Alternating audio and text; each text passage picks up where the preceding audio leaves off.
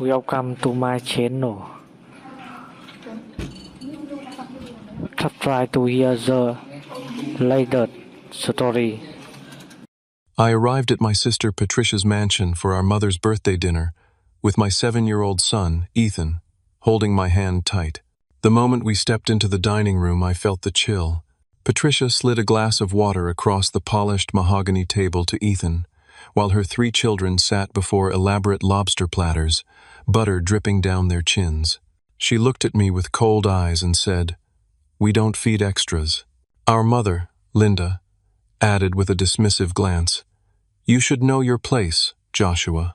I forced a smile, squeezed Ethan's trembling hand under the table, and replied as calmly as I could manage, "Noted." Then the doorbell rang. The private chef had arrived. The front door opened, and in walked Antoine, a renowned culinary artist whose face I recognized from local food magazines.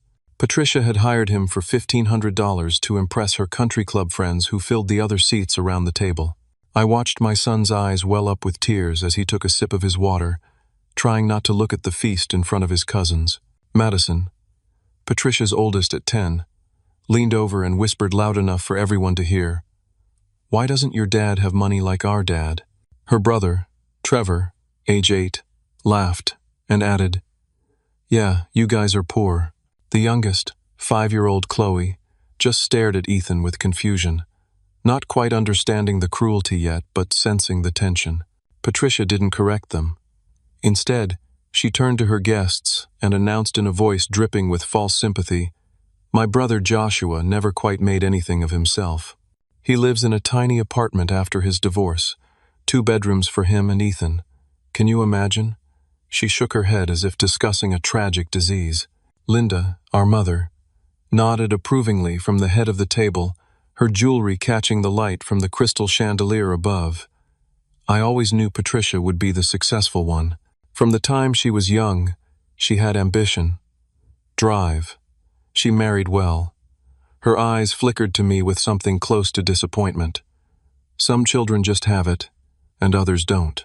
I remained silent, my jaw tight. They didn't know about the 70-hour weeks I worked as a restaurant manager at Carmichael's downtown. They didn't know about the double shifts I pulled so Ethan could have new shoes when his old ones wore through. They didn't see me helping him with homework at midnight after closing the restaurant, both of us exhausted but pushing through together. Patricia's husband, Derek, a hedge fund manager with slicked-back hair and a watch that cost more than my car, joined in. "The blue-collar lifestyle," he said with a chuckle, cutting into his steak. "I respect it, Joshua. Someone has to do that work, right? Can't all be winners." The guests laughed politely, uncomfortable but too invested in their social standing to object. Antoine moved through the room with his team, serving course after course. Seared scallops, truffle risotto, Wagyu beef. Each plate a work of art. Each plate placed in front of everyone except Ethan. My son stared at his water glass. I saw his lower lip quiver. He was 7 years old, and he understood exactly what was happening. He understood that his own family was telling him he wasn't good enough to eat with them. "Dad," he whispered, tugging my sleeve, "can we go home?" Before I could answer, Patricia's voice cut through. "Oh, don't leave yet, Joshua. We're just getting to the good part." She dabbed her mouth with a linen napkin and smiled. "Mother has an announcement." Linda stood, her posture perfect, her expression pleased. The room quieted. "As you all know, I'm getting older, 73 next month. I've been thinking about my legacy, about what I leave behind." She paused for effect. "I've made a decision about the family beach house." My heart sank. The beach house in Cape May had been in our family for 40 years. Our father bought it before Patricia and I were born. He died 12 years ago, and I'd always assumed Patricia and I would inherit it equally when the time came. The property was worth at least $1.2 million. "I'm transferring full ownership to Patricia," Linda announced, gesturing to my sister with a flourish, effective immediately. Patricia's smile widened. Derek raised his wine glass in celebration. The guests applauded politely. I felt like I'd been punched in the stomach. "What?" Linda turned to me, her expression hardening. "I'm giving it to the child who deserves it. the one who married well and gave me successful grandchildren. She looked at Ethan with barely concealed disdain. Some family lines are worth preserving, others are not. Ethan started crying, tears rolling down his cheeks. He tried to hide his face against my arm. I started to stand, ready to leave and never look back, but Patricia held up her hand. "Wait," she said, her voice saccharine sweet. "Before you go, I need you to sign something." She nodded to Derek, who produced a folder from beneath his chair. Mother had her lawyer draw up papers. "You're officially waiving any claim to the beach house, the family trust, and her estate. She wants this settled now, tonight, with witnesses." She slid the folder across the table to me. My hands shook as I opened it. I stared at the documents, my vision blurring slightly as I tried to process what I was reading. There were multiple pages, dense with legal language, but certain phrases jumped out at me. Waiver of all inheritance rights. Family trust assets totaling approximately $300,000. Complete and irrevocable transfer. $300,000. I didn't even know there was a family trust. Our father had never mentioned it. Or maybe he had, and Linda had hidden it from me all these years. "There's a trust?" I asked, my voice barely above a whisper. Patricia laughed. "Oh, Joshua, you really are clueless. Father set it up 30 years ago. Mother's been managing it. Or rather, her financial advisor has. It's grown quite nicely." A man I hadn't noticed before stepped forward from the corner of the room. He wore an expensive suit and carried a leather briefcase. "I'm Richard Townsend, your mother's attorney," he said, placing a business card on the table beside the documents. "Everything here is legally binding. Your signature, witnessed by the guests present tonight, will constitute full and final settlement of any claims you might have to the family estate." I scanned the documents again. I was signing away Ethan's future, his college education, his security, everything our father might have wanted him to have. My hands trembled as I held the pen. Ethan tugged at my sleeve. "Dad," he whispered, his voice breaking, "I'm really hungry." Patricia heard him. Of course she did. She laughed, a sharp sound that cut through the room. "Maybe he should have been born into a better family," she said, and several guests shifted uncomfortably in their seats. Derek added, his tone condescending, "You really should learn to provide better for your child, Joshua. It's a father's responsibility." I felt heat rising in my face. Humiliation coursed through me. A room full of strangers was watching my family destroy me, watching my son cry from hunger while they feasted on lobster and steak. They were witnesses to my degradation, and that's exactly why Patricia had invited them. I picked up the pen. My jaw clenched so hard my teeth ached. Every instinct screamed at me to walk out, to refuse, to fight. But what could I do? I had no lawyer, no resources to fight Patricia and Derek's money. Linda had made her choice, and in this moment, I felt more alone than I had since my divorce 3 years ago. I signed my name on every line that required it. My handwriting looked strange, disconnected, as if someone else was controlling my hand. When I finished, I slid the folder back across the table to Richard Townsend. He gathered the papers efficiently, produced his phone, and began scanning them with an app. "What are you doing?" I asked. "Filing them electronically with the county clerk's office," he said without looking up. "They'll be officially recorded within the hour. Everything legally processed." Patricia beamed. "Efficient, isn't he? Cost me a fortune, but worth every penny." I stood slowly, pulling Ethan up with me. My son's face was red and blotchy from crying. I needed to get him out of here, to take him somewhere safe, to feed him and hold him, and tell him that none of this was his fault. But then I paused. I looked at Patricia's triumphant expression, at Derek's smug smile, at Linda's cold satisfaction. Something shifted inside me. A strange calm settled over my chest. "I'm glad we're doing this properly," I said, my voice steady now, with witnesses and a lawyer present. Patricia's smile faltered slightly. She couldn't read my tone. "Since we're making things official tonight," I continued, "there's something I should mention. The beach house? It has significant structural damage." The room went silent. "Black mold throughout the walls," I said, watching Patricia's face. Foundation cracks in 3 places, and the septic system failed last month. Complete backup. I know because I'm the one who's been managing the property for the past 2 years. Mother gave me the keys and asked me to handle maintenance. Linda's expression shifted from satisfaction to confusion to something resembling fear. I have all the inspection reports, I continued.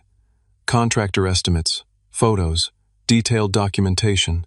The repair cost is around $400,000. I looked directly at Patricia. Congratulations on your inheritance, sister. Patricia's face drained of color. Her mouth opened, but no sound came out. Derek found his voice first. You're lying. Am I? I pulled out my phone, opened my photo gallery, and began scrolling. Black mold spreading across bedroom walls like a cancer. Foundation cracks wide enough to fit my hand into. Brown water pooled in the basement. The septic tank excavated. Its contents spilled across the back lawn. Want me to forward these to you? You did this on purpose, Patricia shrieked, standing so fast her chair fell backward. You sabotaged the property. I did no such thing, I said calmly. Mother stopped paying the maintenance bills 8 months ago, said she couldn't afford them anymore. I looked at Linda, whose face had gone ashen. I covered what I could out of my own pocket. But I'm just a restaurant manager, remember? I don't have hedge fund money. I couldn't fix everything. Richard Townsend was examining the photos on my phone, his professional demeanor cracking slightly. These appear legitimate, he murmured. Derek grabbed my phone and began swiping through the images, his jaw clenched tighter with each one. How much did you say the repairs would cost? The estimates I received ranged from $350,000 to $450,000, I said. Depends on how extensive the mold remediation needs to be.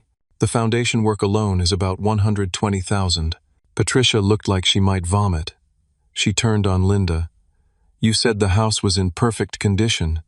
You said it was worth over $1 million. It is worth over $1 million, I said. After you spend $400,000 fixing it. Patricia lunged for the documents Richard was holding. We're tearing these up, right now. Richard pulled them back. Mrs. Castellano, they're already filed. I submitted them electronically 3 minutes ago. They're legally binding. Then unfile them. That's not how it works. You accepted the property transfer. Your brother waived his claims. The transaction is complete. Patricia's perfectly applied makeup couldn't hide the rage twisting her features.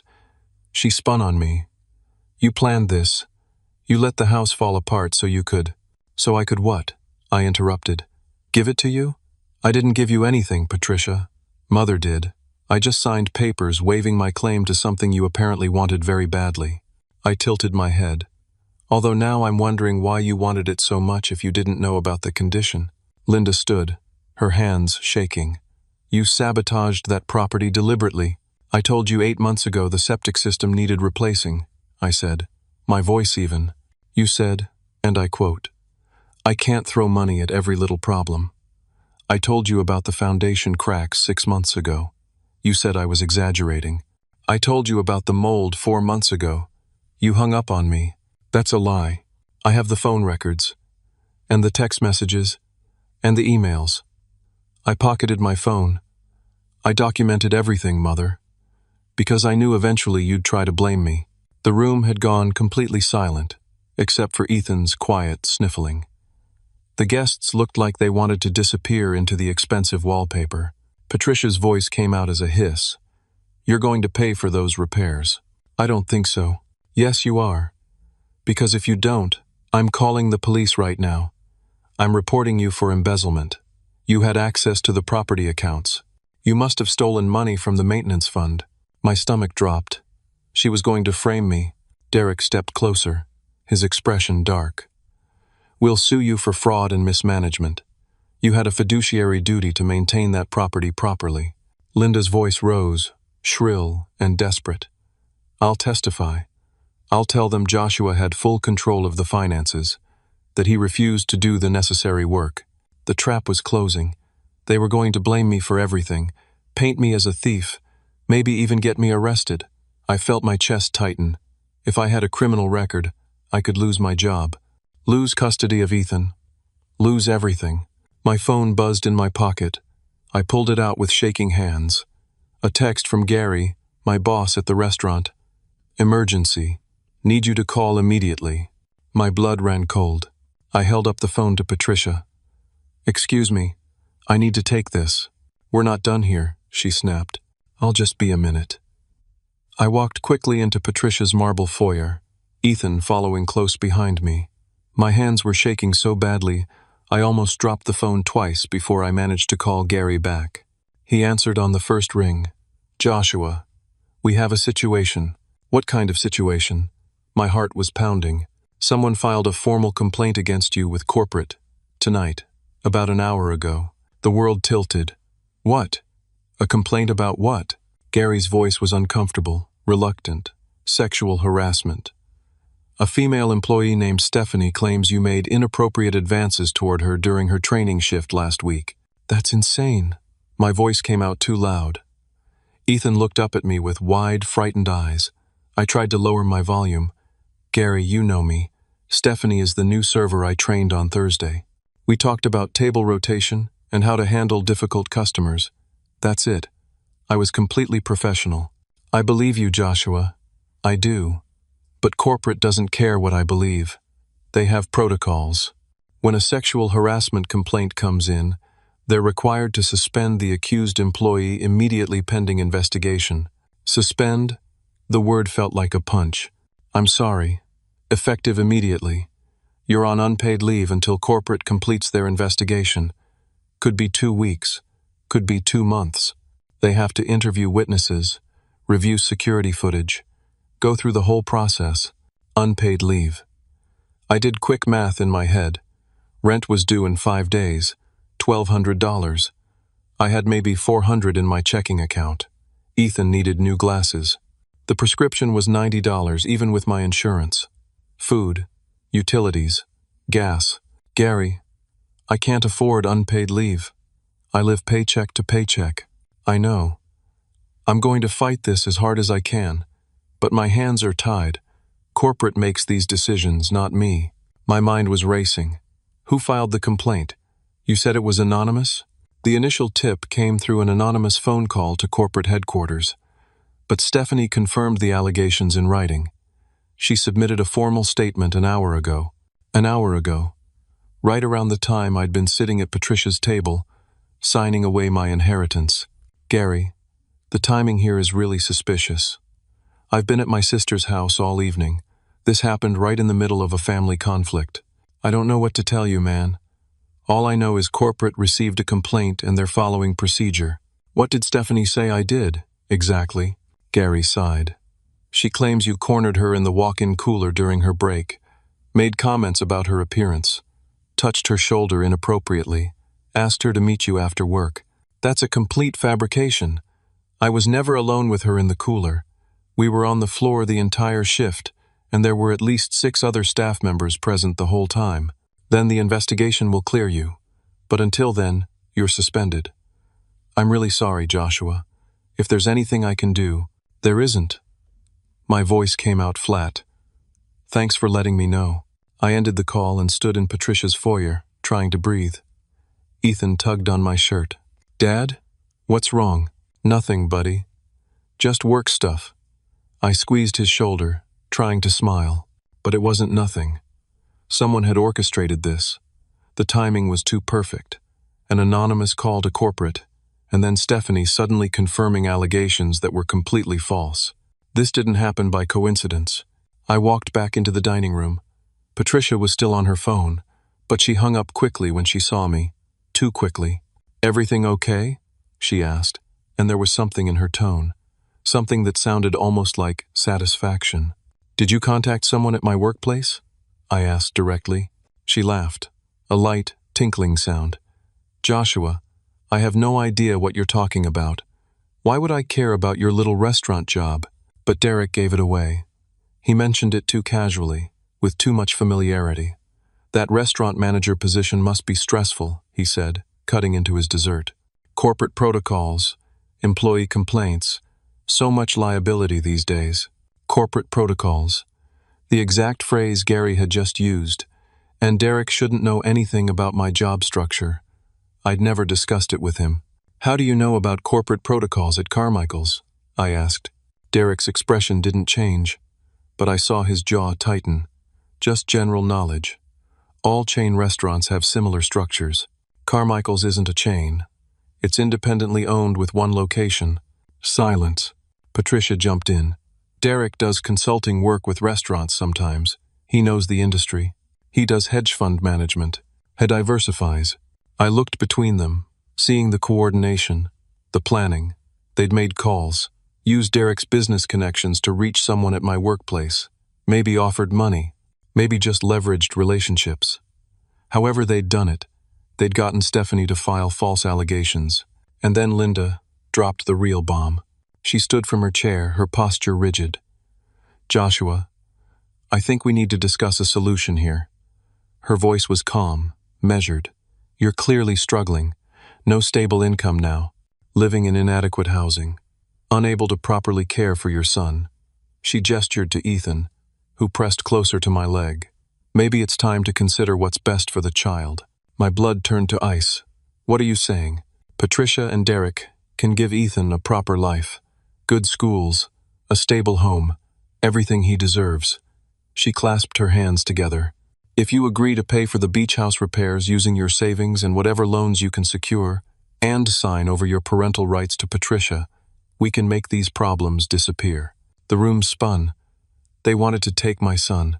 You're insane, I breathed. We're being practical, Patricia said. Look at yourself, Joshua. You're about to be unemployed. You'll lose your apartment. What are you going to do? Live in your car with a 7-year-old? I'd rather live in my car with him than let him anywhere near you. Derek stood, his face hardening. Be reasonable. We're offering you a way out. Sign the papers, and we'll make a few calls. The harassment complaint disappears. You get your job back. You walk away from the beach house debt. Everyone wins.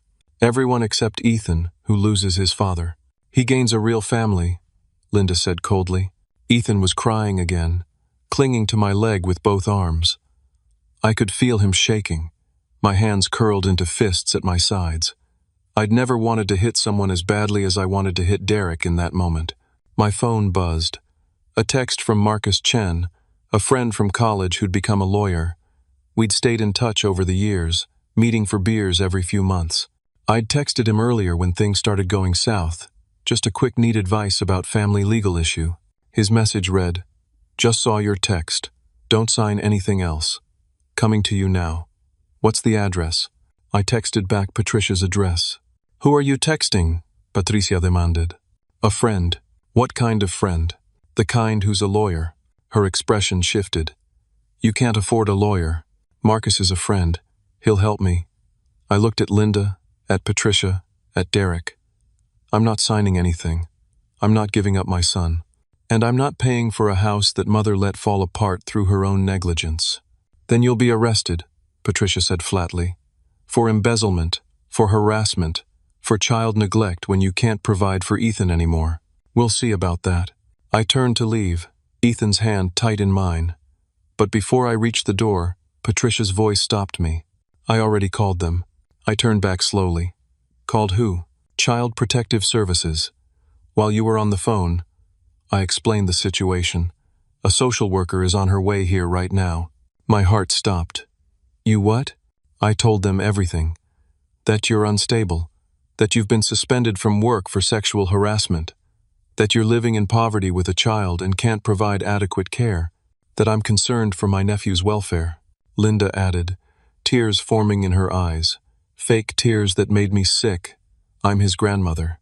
I told them I'm worried. That Joshua has been erratic lately. That I fear for Ethan's safety.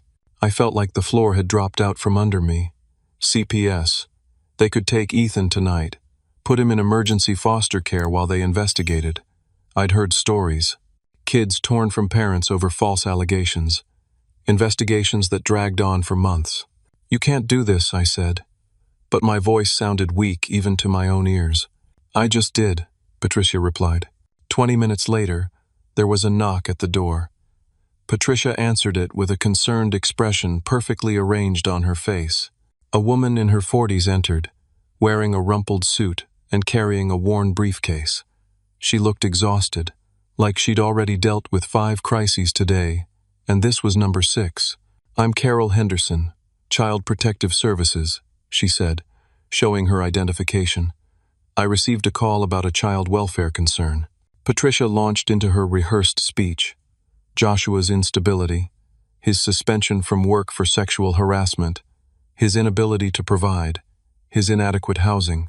She painted a picture of me as a barely functioning parent on the edge of collapse.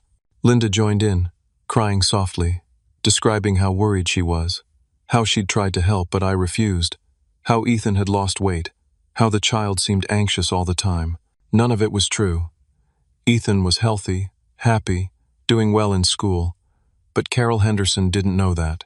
She just saw an expensive mansion full of concerned family members versus one tired-looking man who'd clearly been through an emotional ringer tonight. "I need to interview the child," Carol said, privately. My heart was pounding so hard I thought everyone could hear it. "Ethan, it's okay. Just tell the truth." Carol led him into Patricia's study and closed the door. The longest 15 minutes of my life followed. I stood in the foyer, Marcus's arrival 20 minutes away, watching that closed door and imagining every terrible outcome. What if Ethan was too scared to speak? What if Carol misinterpreted something he said? What if Patricia had coached him somehow when I wasn't looking? Finally, the door opened. Carol emerged, her expression dark and unreadable. Ethan followed, his face red from crying but his jaw set in a way that reminded me of myself. "Mr. Bennett," Carol said, "I need to speak with you privately. Now." My legs nearly gave out. This was it. They were taking him. I followed her outside onto Patricia's front porch, my vision tunneling. Carol closed the door behind us and turned to face me.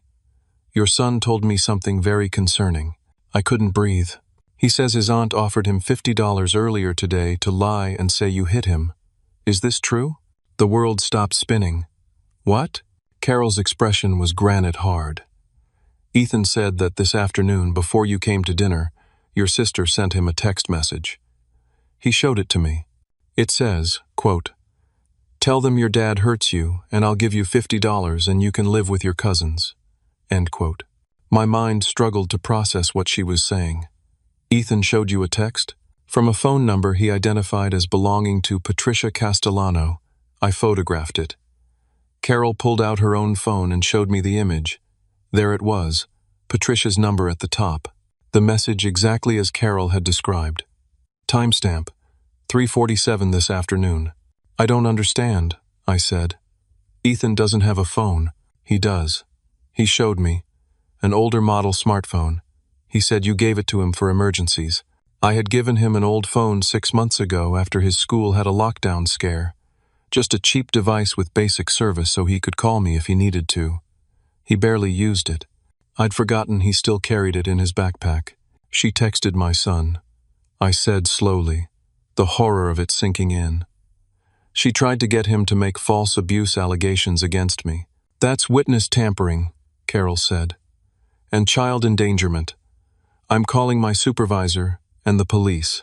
Right now." She stepped away and made 2 phone calls in quick succession. I stood on the porch, shaking.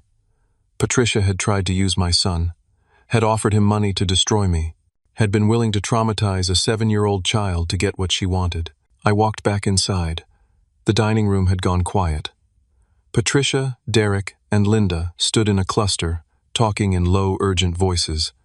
They stopped when they saw me. "What did she say?" Patricia demanded. "When is she taking him?" "She's not," I replied. Before Patricia could respond, Carol came back inside. Her supervisor was apparently already nearby and arrived within 5 minutes.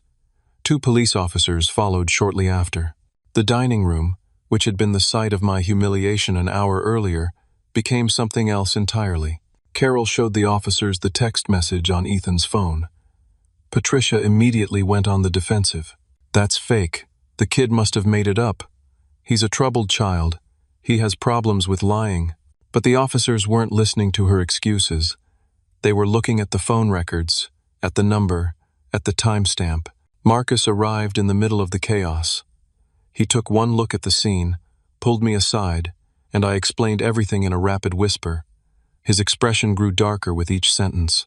"This is attempted witness tampering," Marcus said loud enough for everyone to hear, "and child endangerment. You tried to coerce a minor into making false allegations of abuse." Derek tried to take control. "Now hold on. Let's all calm down. This is clearly a misunderstanding. Patricia would never—" "I have the text message right here," Carol interrupted. "Photographed and documented. There's no misunderstanding." One of the officers, a tall woman with gray, streaking her hair, turned to Patricia. "Ma'am, we need you to come with us to answer some questions." "You're arresting me?" Patricia's voice went shrill. "This is ridiculous. Call our lawyer. Derek, call Richard." Richard Townsend, who'd been standing in the corner looking increasingly uncomfortable, stepped forward. "Mrs. Castellano, I'm an estate attorney. You need a criminal defense lawyer. I can't help you with this. You're supposed to be on retainer for estate planning, not for criminal charges." He was already edging toward the door. The officer pulled out handcuffs.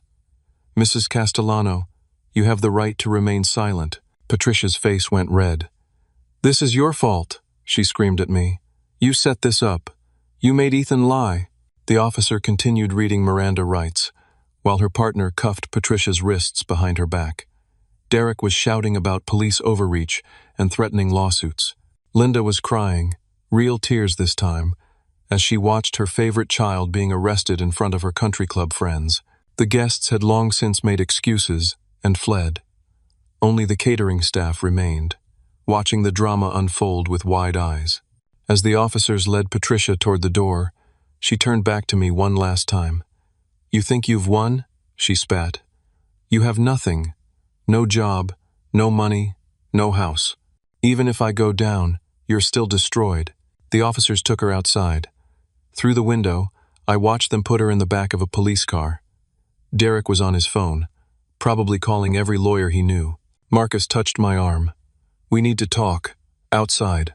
We stepped onto the porch, Ethan between us. Marcus crouched down to Ethan's level. "You did the right thing, buddy. Telling the truth. That took a lot of courage." Ethan nodded, wiping his eyes. Marcus stood and turned to me. His expression was serious. "Joshua, I need to tell you something.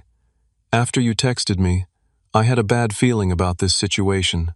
I called a friend who's a private investigator.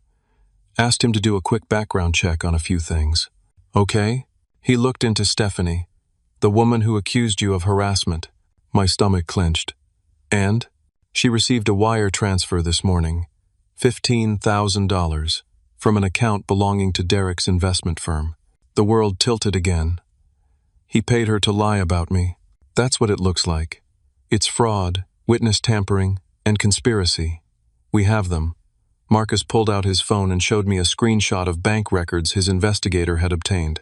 "This should be enough to get the harassment complaint thrown out and get you reinstated immediately." Relief flooded through me. So intense I felt dizzy. "I can get my job back."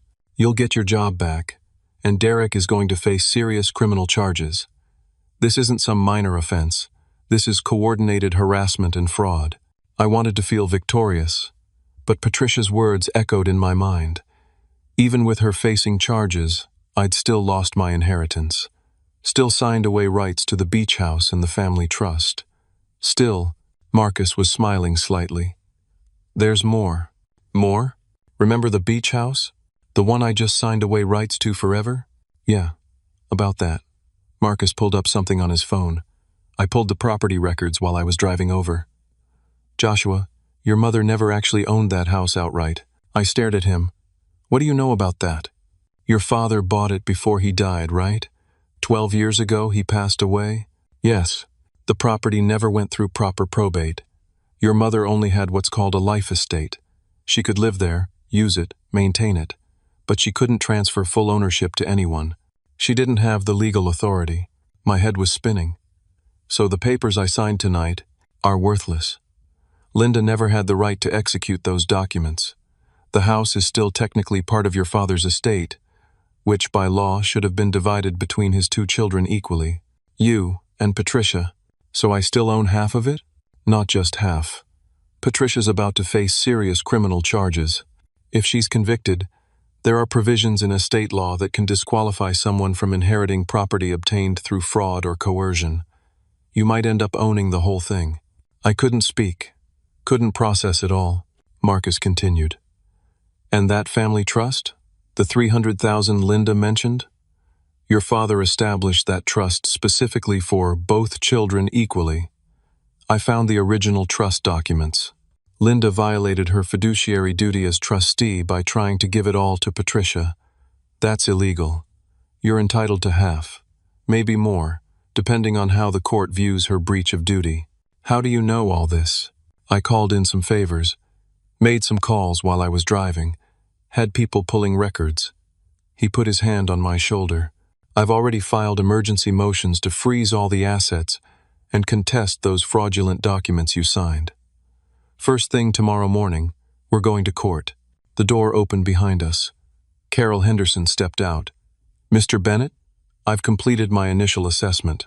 Based on what I've observed tonight and Ethan's statements, I'm closing this case. There's no evidence of neglect or abuse. In fact, your son appears well cared for and strongly bonded to you. She glanced back at the house. I'm recommending charges against Mrs. Castellano for false reporting and child endangerment. Thank you, I managed to say. She nodded and walked to her car. Another crisis worker, another emergency. I watched her drive away and thought about how close I'd come to losing everything. My phone rang. Gary's name on the screen. I answered. Hello?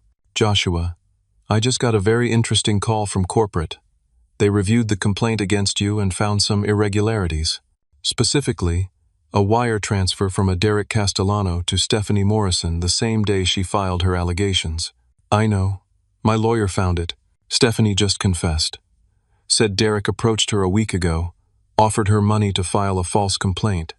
She's being terminated, and they're pursuing prosecution. Corporate wants you back immediately. Tomorrow morning. With back pay for tonight.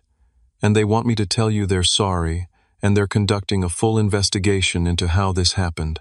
I closed my eyes. Thank you, Gary. Don't thank me. Thank whoever found that wire transfer. That's what saved you. He paused. Take the night off. Be with your kid. We'll see you tomorrow. I hung up and looked at Marcus. I have my job back. Good. He smiled. Now let's talk about how we're going to make your family pay for what they tried to do. The next 2 months were a blur of legal proceedings, depositions, and court appearances. Marcus worked pro bono, refusing my offers to pay him, saying this was personal now after he saw what my family had tried to do.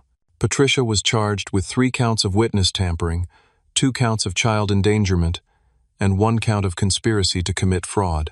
Derek faced charges for bribing Stephanie, conspiracy, and wire fraud.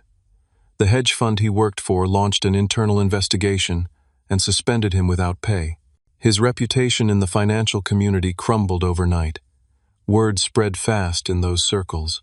Linda tried to claim innocence, saying she'd been manipulated by Patricia, but Marcus had recordings. Ethan's phone had recorded part of the dinner conversation.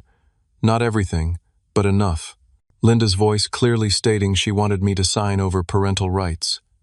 Her admission that she'd called CPS, her coordination with Patricia throughout the evening. The estate attorney, Richard Townsend, turned witness for the prosecution to avoid being charged as an accessory. He testified that Linda and Patricia had planned the entire evening in advance, including having him present to make the document signing seem official and irrefutable. The beach house situation unraveled exactly as Marcus predicted. The documents I'd signed were invalidated. A judge ruled that Linda had exceeded her authority and acted in bad faith. The property was evaluated, and even with the needed repairs, it was worth $800,000. Patricia's claim to it evaporated when the fraud came to light. The family trust was even more complicated. Linda had been slowly draining it over the years, giving Patricia loans that were never repaid. The original $300,000 had dwindled to $180,000. But that money, plus what could be recovered from Patricia through asset seizure, meant Ethan would have something for college after all. Through it all, I kept working at Carmichael's. Gary gave me more responsibilities, a promotion to assistant general manager with a raise. Not huge money, but enough that I could breathe a little easier. Ethan started therapy to process what had happened. His therapist said he was resilient, that he'd be okay, but that he needed time to understand that his family's cruelty wasn't his fault. We had sessions together too, learning how to talk about the trauma and move forward. Patricia and Derek's world collapsed. She was convicted on 2 of the 3 witness tampering charges and sentenced to 18 months in prison, suspended to probation and community service. Derek got 3 years probation and a massive fine. His career was over. The hedge fund fired him. Other firms wouldn't touch him. Last I heard, he was working at his father's car dealership in Pennsylvania, a humiliating fall from his former status. Patricia's country club friends abandoned her. The scandal was too juicy, too public. Her children were withdrawn from their private school after other parents complained. Derek and Patricia had to sell their mansion to pay legal fees and restitution. They moved into a rental house in a modest neighborhood, their previous life of luxury completely destroyed. Linda tried to reconcile with me. She called, sent letters, even showed up at my apartment once. I refused to engage. Marcus sent her a cease and desist letter. Some wounds don't heal just because the person who caused them says they're sorry. She'd been willing to take my child. That wasn't something I could forgive. The property battle concluded in my favor. The judge awarded me 70% ownership of the beach house, citing Patricia's fraud and Linda's mismanagement. Patricia kept 30%, but with the repair costs exceeding $400,000, her share was essentially worthless unless someone paid to fix the property. I had a decision to make: keep the house and find a way to pay for repairs, or sell my share and walk away. Marcus advised me to sell. Take the money and move on. Build something new. I thought about it for weeks. The beach house represented my father, the good memories of childhood before everything went wrong. But it also represented Linda's favoritism, Patricia's cruelty, years of being told I wasn't good enough. I decided to sell my 70% share to a development company that wanted to renovate and flip the property. They paid me $600,000 for my stake, handling the repairs themselves and dealing with Patricia's minority ownership. $600,000. More money than I'd ever imagined having. I paid off my debts first. Credit cards I'd been carrying since the divorce, the small loan I'd taken for Ethan's medical bills last year. Then I set up a college fund for Ethan, putting $200,000 in a trust he couldn't access until he turned 18. With the remaining money, I made a choice that surprised even Marcus. I bought a small restaurant space that was closing down in a neighborhood near my apartment. Not a fancy area, not upscale. Just a working-class community, where families lived paycheck to paycheck, where kids like Ethan grew up knowing what it meant to be hungry sometimes. I renovated it myself over 3 months, working nights and weekends. Gary gave me time off when he could. Marcus helped with the legal paperwork. Even Ethan pitched in, painting walls and arranging furniture, excited to be part of something new. I called it Bennett's Table. Simple name, simple concept, affordable, quality food, generous portions, and one absolute rule that I printed on every menu and painted on the wall behind the register: every child eats, no exceptions. If a family came in and couldn't afford meals for their kids, the kids ate free. If a single parent came in looking exhausted and worried, I made sure their child's plate was full. If someone was counting change to see if they had enough for dinner, I found a way to make it work. I hired staff from the neighborhood, people who needed second chances, who understood struggle, who would treat every customer with dignity. The restaurant opened 6 months after that nightmare dinner at Patricia's mansion. I spent my savings on equipment, inventory, and hiring good people. It was a risk. Most restaurants fail in the first year, but I didn't care about becoming wealthy. I cared about building something that mattered. The opening night was small, just friends, neighbors, a few local business owners. Gary came and brought half the staff from Carmichael's. Marcus was there with his wife. Ethan stood beside me at the door, greeting people with a shy smile. No lobster platters, no private chefs, just good food, fair prices, and tables full of people who appreciated both. We made it through the first month, then the second. Word spread in the neighborhood, the place with the kind owner. the restaurant where kids always got fed, where the portions were generous and the prices were honest. By month 3, we were profitable. By month 6, we were busy every night. I had to hire more staff, had to expand the kitchen, had to start a waiting list for weekend reservations. A local newspaper did a story about the restaurant and its every child eats policy. The article mentioned my background as a single father, though I'd asked them to keep the details about Patricia and the court case private. The story went regional, then got picked up by a few national outlets looking for feel-good content. Donations started coming in. People sending $50, $100, specifically earmarked for feeding kids whose families couldn't pay. I set up a fund and hired an accountant to manage it properly. The money went directly to covering children's meals, with complete transparency about how every dollar was spent. One evening, about 9 months after opening, a family came in. Parents in their 30s, 3 kids ranging from maybe 5 to 12. The parents looked exhausted, stressed. I recognized that look. I'd worn it myself countless times. They sat down and studied the menu carefully. Too carefully. I watched the mother add up prices in her head, watched the father's jaw clench. When the oldest boy asked if he could get a burger, I walked over to their table. "Evening, folks. First time here?" The father nodded. "We heard good things." "Well, I appreciate that." I smiled at the kids. "What do you guys like to eat?" The youngest girl, maybe 5 years old, said softly, "I like chicken nuggets. We make really good chicken nuggets here. Fresh, not frozen."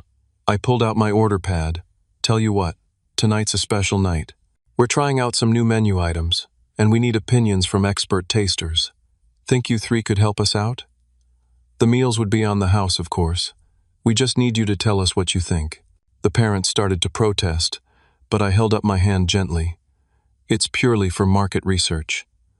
We're a small business, and we need honest feedback. You'd actually be doing us a favor." The mother's eyes were shining with tears. She understood what I was really offering. "That's very kind of you." "Not kind, just good business." I winked at the kids. "So what'll it be?" The children ordered burgers, chicken nuggets, pasta.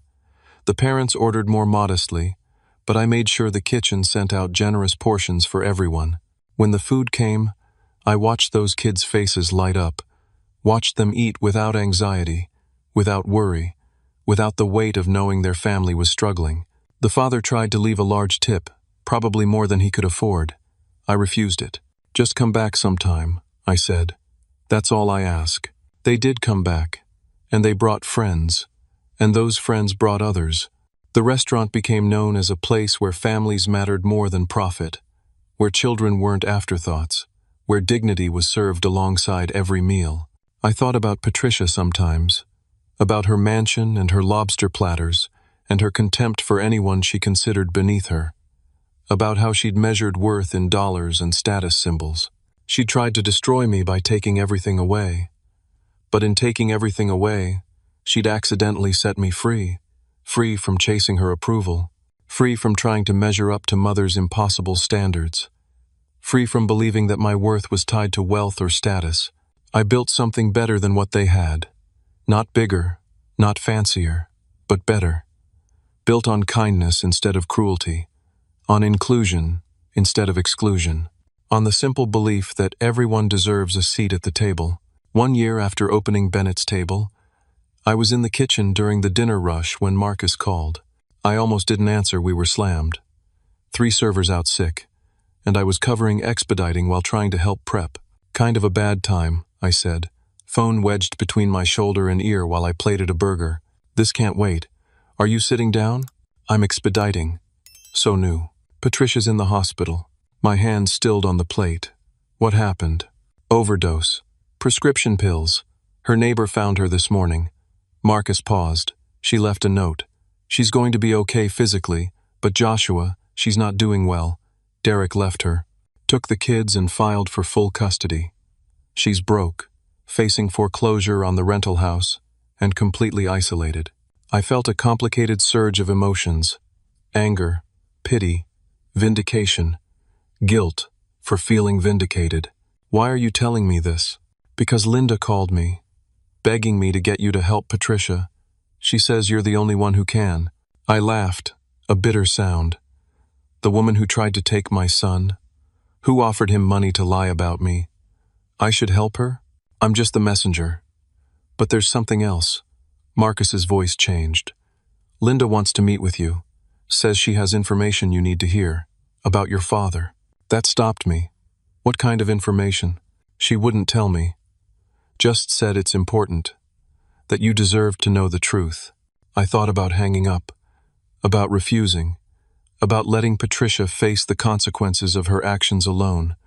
The way she'd tried to leave me isolated and destroyed. But something in me couldn't do it. Maybe it was exhaustion. Maybe it was the year I'd spent building a restaurant based on compassion and second chances. Maybe I was just curious about what Linda wanted to say about Dad. Fine, I'll meet her. Once. But not at her house and not at the hospital. Neutral territory. I'll set it up. 2 days later, I met Linda at a coffee shop downtown.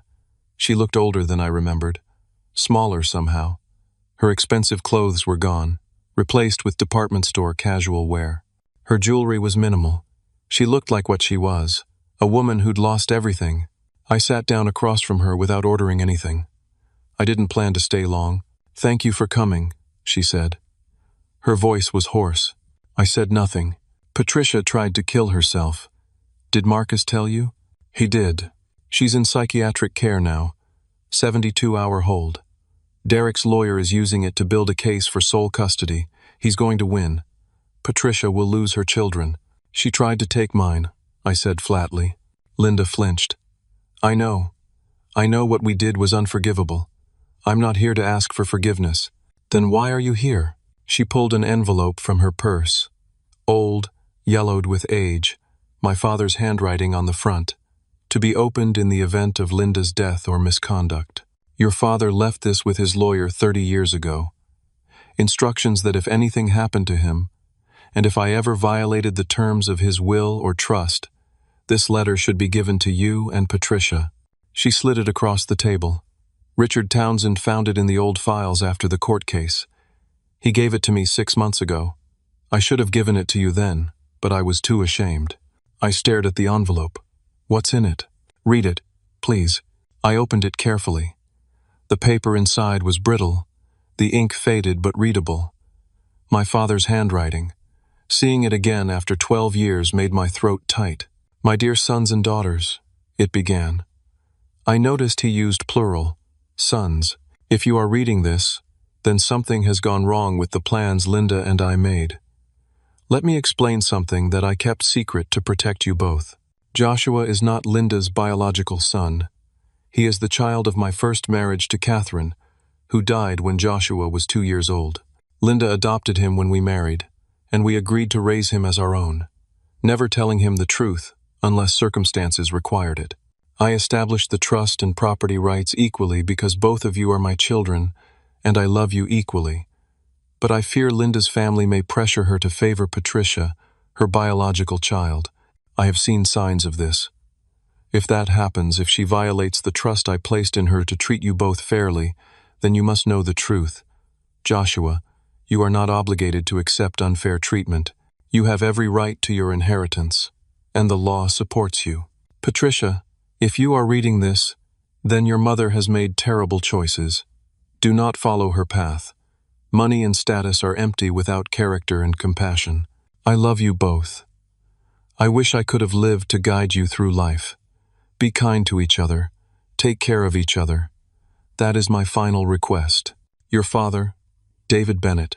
I read it 3 times. My hands shook. Catherine. I had no memory of her. Linda was the only mother I'd ever known. Why didn't you tell me? My voice came out rough. David and I agreed it was better for you not to know. You were so young when Catherine died. You called me Mom from the beginning. We thought it would be easier. Linda's eyes were red, but my family always knew. My mother, my sister, they treated you differently. Subtly at first, then more openly as you got older. They pushed me to favor Patricia because she was really mine. I listened to them. I let them convince me that Patricia deserved more because she was my biological child. You chose to treat me like I was worth less. Yes, I did. And I destroyed our family because of it. She wiped her eyes. David would be ashamed of me. He trusted me to love you both equally, and I failed him. I failed you. I stood up, the letter clutched in my hand. You're right. He would be ashamed. Joshua, please. Patricia needs help. I know she doesn't deserve it, but she's my daughter. She's sick. And her children, your niece and nephews, they're going to lose their mother. I can't help her. I have nothing left. But you do. You have the restaurant. You have stability. You could. I could what? Take in the woman who tried to frame me for child abuse? Who tried to steal my son? Are you insane? I know how it sounds. But those children are innocent. And Patricia, for all her faults, loves them. If she loses them, she won't survive it. Please, not for Patricia, not for me. For them. I thought about Madison, Trevor, and Chloe. 3 kids who'd been raised to think they were better than everyone else, who'd mocked Ethan for being poor, who'd watched their mother get arrested, and their father abandon them. 3 kids who were learning the same lesson Ethan learned that night at the dinner table, that cruelty has consequences, and sometimes those consequences destroy everything you thought was secure. What exactly are you asking me to do? Talk to Derek. He respects success. You've built a successful business. You have a good reputation now. If you advocated for Patricia keeping shared custody, if you showed the court that she has family support, it might make a difference. Why would I do that? Because you're better than we are. Because you built a restaurant on the principle that children deserve to be fed and cared for, regardless of circumstances. Because those are your father's grandchildren too, and he would want you to help them. She was manipulating me, using Dad's memory and my own values against me. I knew it, and it still worked. I folded the letter and put it in my pocket. I'll think about it. Thank you. That's all I ask. I left the coffee shop and sat in my car for 20 minutes, staring at nothing. Ethan was at school. I had 4 hours before I needed to pick him up. I drove to the cemetery where Dad was buried. I hadn't visited in over a year. Work and life and everything else always got in the way. I stood in front of his headstone and pulled out the letter. I found out something today, I said out loud, feeling foolish but needing to speak. I found out Mom isn't my real mom, that you were married before, that Catherine was my mother. The wind rustled through the trees surrounding the cemetery. I'm angry about it, about the lies, about Linda treating me like I was less than Patricia because I wasn't hers. But I'm also angry at you. You left me with her. You trusted her to do the right thing, and she didn't. You should have known. You should have protected me better. Silence. Just wind and distant traffic. But you did protect me. With this letter. With the trust and the property rights. You made sure I'd be okay even if Linda failed. So thank you for that. I stood there another few minutes, then drove to the hospital where Patricia was being held. The psychiatric ward was on the 4th floor. Secure doors, check-in procedures, the clinical smell of institutional care. A nurse escorted me to a visiting room.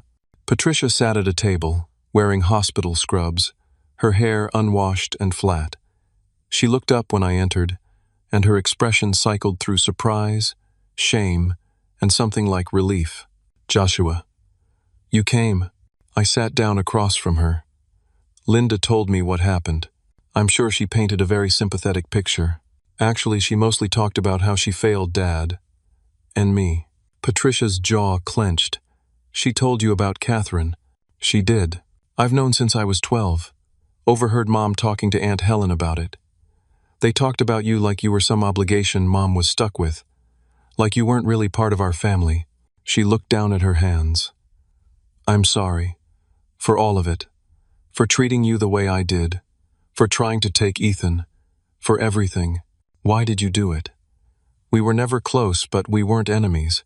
Why did you hate me so much? She was quiet for a long time. When she finally spoke, her voice was small. I didn't hate you. I was jealous of you. Jealous? Of what? Of the way Dad looked at you. Even though you weren't his biological son, he loved you so much. He was so proud of everything you did. When you graduated high school, when you got your first job, when Ethan was born. He lit up talking about you. Tears rolled down her face. I did everything right. Perfect grades, perfect marriage, perfect children. But Dad never looked at me the way he looked at you. Because you were good. Actually good. Kind and hardworking and genuine. And I was just performing. I didn't know what to say to that. After Dad died, Mom and I became this team, the two of us against you.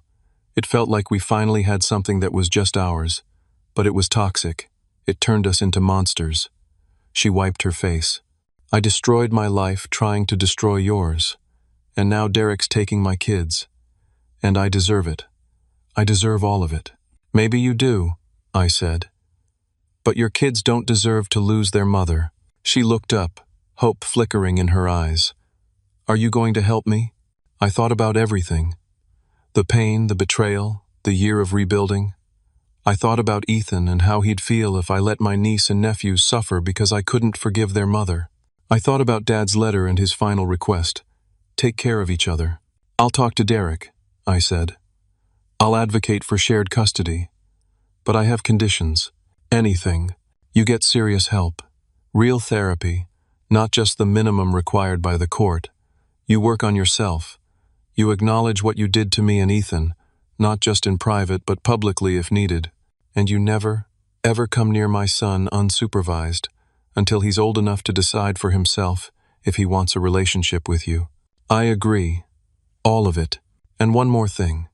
When you get out of here, when you get your life together, you're going to volunteer at Bennett's table every week. You're going to serve food to families who can't afford it.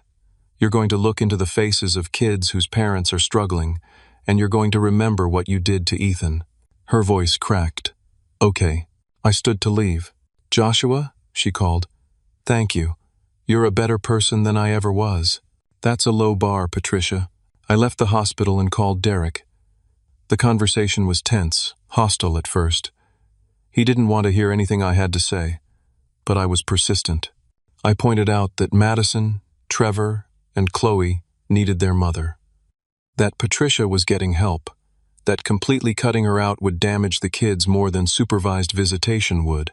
I also pointed out that if he pushed for sole custody and won, Patricia would likely end up homeless and completely destroyed, and his children would grow up knowing their father had done that. Was that the legacy he wanted? It took 3 more conversations, but eventually Derek agreed to a modified custody arrangement. Patricia would have supervised visitation while she was in treatment, then gradually increased time with the kids as she progressed. It wasn't everything she wanted, but it was more than she deserved. 2 years after that nightmare dinner at Patricia's mansion, life had settled into something I never expected. Peace. Bennett's table was thriving. We'd expanded twice, adding more seating and hiring 12 full-time staff members. The Every Child Eats program had served over 4,000 free meals to kids from families struggling to make ends meet. We'd been featured in 3 major food magazines and a national morning show, not for innovative cuisine but for what the host called revolutionary compassion in action. The donations kept coming.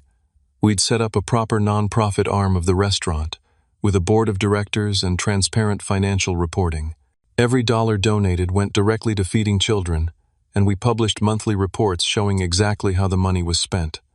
People trusted us because we earned that trust every single day.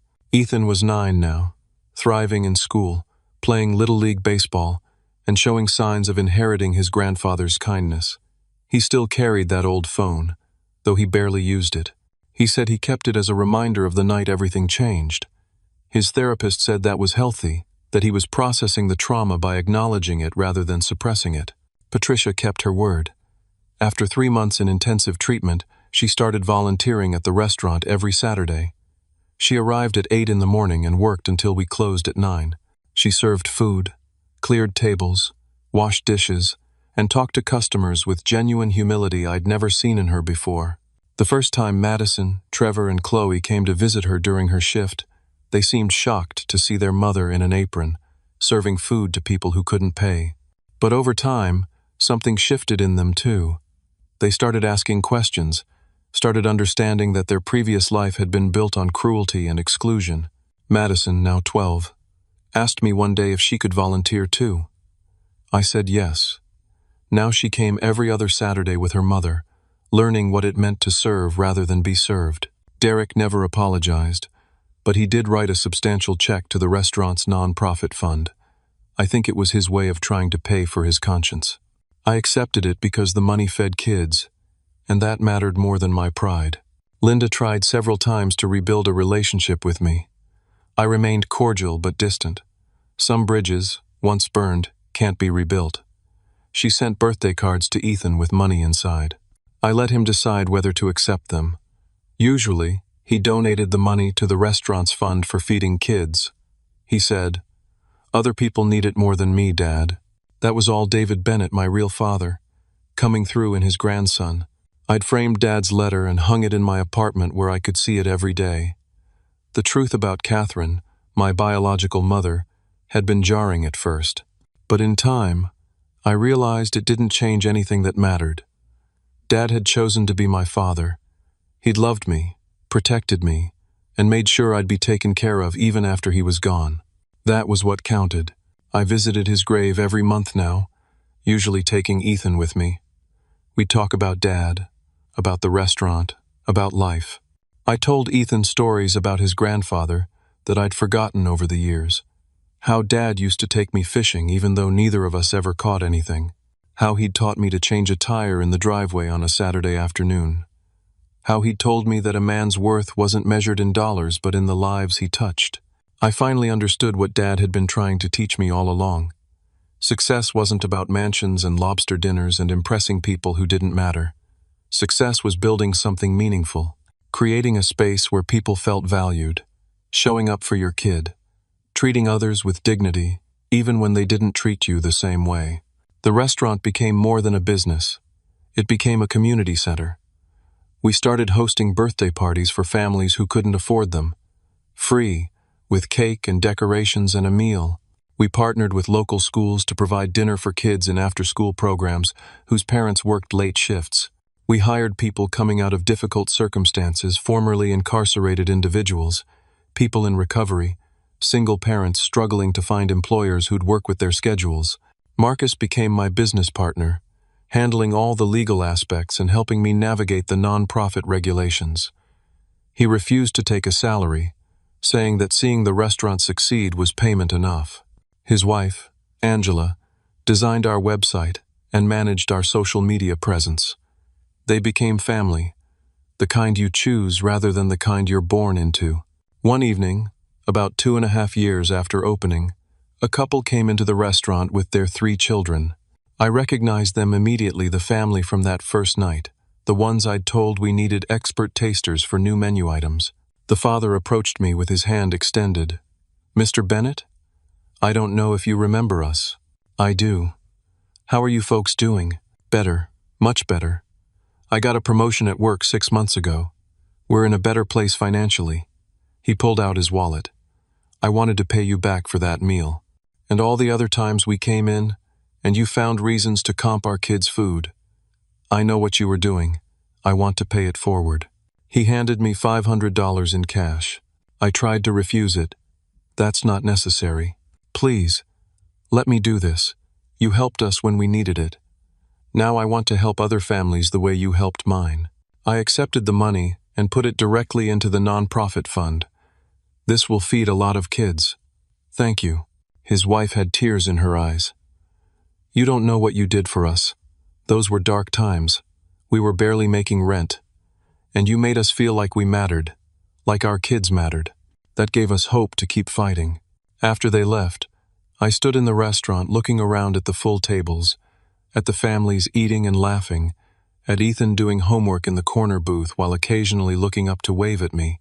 I thought about Patricia's mansion, about that dinner table where my son had been given only water while others feasted. I'd learned my place that night, and it wasn't beneath anyone.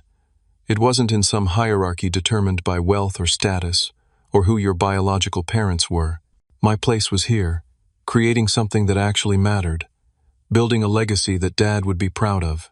The greatest revenge wasn't destroying Patricia or proving Linda wrong.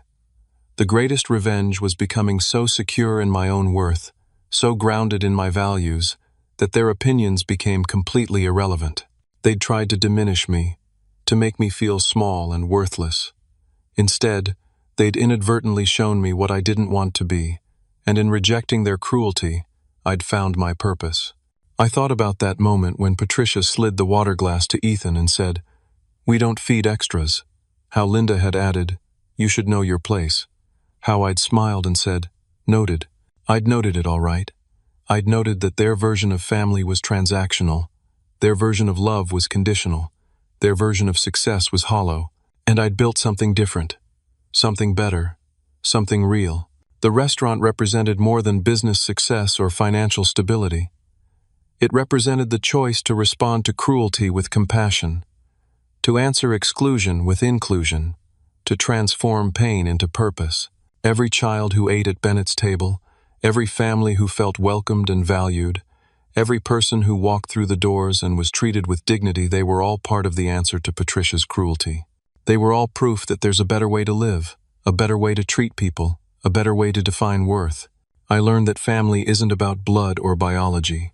It's about who shows up, who stays, who fights for you when everything falls apart. Marcus showed up, Gary showed up, my staff at the restaurant showed up, the community showed up. They were my real family. I learned that your darkest moment can become your greatest teacher. That night at Patricia's mansion, watching my son cry from hunger while being mocked by his own relatives, I wanted to disappear. I wanted to give up. But Ethan needed me to be strong. And in finding that strength, I discovered I was capable of more than I'd ever imagined. I learned that forgiveness doesn't mean forgetting or excusing. It means refusing to let someone else's toxicity poison your future. I helped Patricia not because she deserved it, but because her children deserved a mother, and because helping her was consistent with the values I wanted to live by. That was for me, not for her. Most importantly, I learned that real wealth has nothing to do with money. I'm wealthy because I can look my son in the eyes and know I did the right thing. I'm wealthy because I built something that helps people. I'm wealthy because I broke the cycle of cruelty and created something better for the next generation. Patricia had lobster platters and a mansion and all the trappings of success, but she had to destroy everything to learn what actually mattered. I got there faster because I never had the luxury of pretending money could replace character. The measuring stick isn't how big your house is or how expensive your dinner is or whether you impress people at country clubs. The measuring stick is whether you can look at yourself in the mirror and recognize the person staring back, whether your children want to be like you, whether the world is slightly better because you were in it. By that measure, I'm the wealthiest person I know. 3 years after that nightmare dinner, on Ethan's 10th birthday, I hosted a party at the restaurant. Not a fancy affair, just his friends from school, some neighbors, and the people who'd become our chosen family. Patricia came with Madison, Trevor, and Chloe. It was the first time she'd been invited to anything family-related, and she seemed nervous. But Ethan, in his wisdom and kindness, went up to her and said, "Thanks for coming, Aunt Patricia. I'm glad you're here." She started crying right there in the middle of the party. Madison hugged her, and I realized that healing isn't linear, and it's never complete. But it's possible.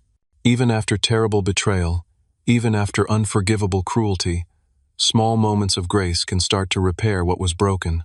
I won't ever forget what Patricia and Linda did. The wounds they inflicted run deep. But I won't let those wounds define me. I won't let their cruelty determine how I treat others or how I build my life. Because I know my place now.